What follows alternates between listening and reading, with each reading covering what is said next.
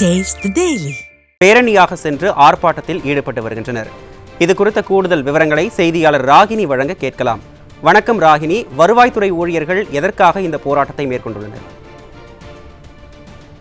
வருவாய்த்துறையில் காலி பணியிடங்கள் அதிகமாக உள்ளது, அதனை நிரப்ப வேண்டும். அதே போன்று ஊதிய உயர்வு உள்ளிட்ட 7 அம்ச கோரிக்கைகளை வலியுறுத்தி மாநிலம் தழுவிய ஒட்டுமொத்த தற்செயல் விடுப்பு ஆர்ப்பாட்டமானது இன்று வருவாய்த்துறை சங்கங்களின் கூட்டமைப்பு சார்பில் நடைபெற்று வருகிறது.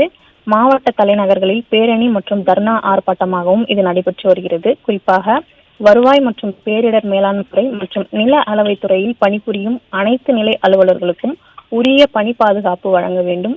ஊழியர்கள் தாக்கப்படும் பட்சத்தில் அவர்களை தாக்கிய குற்றவாளிகளுக்கு கடுமையான தண்டனை வழங்கி சிறப்பு பணி பாதுகாப்பு சட்டம் நிறைவேற்ற வேண்டும். அதே போன்று அனைத்து காலி பணியிடங்களையும் விரைந்து நிரப்ப வேண்டும்.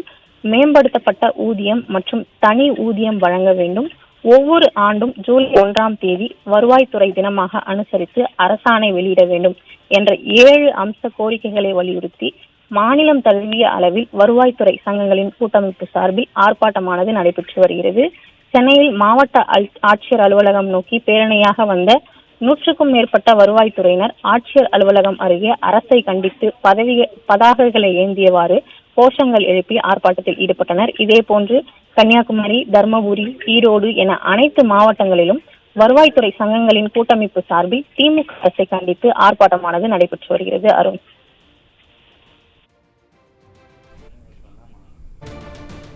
விவரங்களை வழங்கியமைக்கு நன்றி ராகினி. தமிழ்நாட்டில் அடிப்படை பணிகளை மக்களோடு மக்களாக இருந்து வேலை பார்ப்பது வருவாய்த்துறை. வருவாய்த்துறையில் ஏற்கனவே கிராம உதவியாளர்களாக இருந்து வட்டாட்சியர் நிலை வரை இருக்கிற பணிகளில் யாராவது பணியில் இருப்பவர்கள் தவறினால் அவருக்கு 25% கருணை அடிப்படையான பணி வழங்கினார்கள். ஆனால் அதை தமிழக அரசு திருத்தி தற்பொழுது 5% அதை மாற்றி இருக்கிறார்கள்.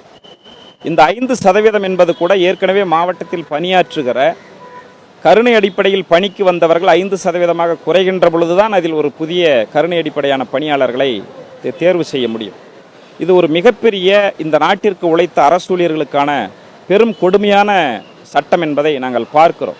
இந்த அரசாணையை திருத்தி ஏற்கனவே உள்ளதை போல 25% கருணை அடிப்படையில் பணி வழங்க வேண்டும் என்பது எங்களுடைய பிரதான கோரிக்கை.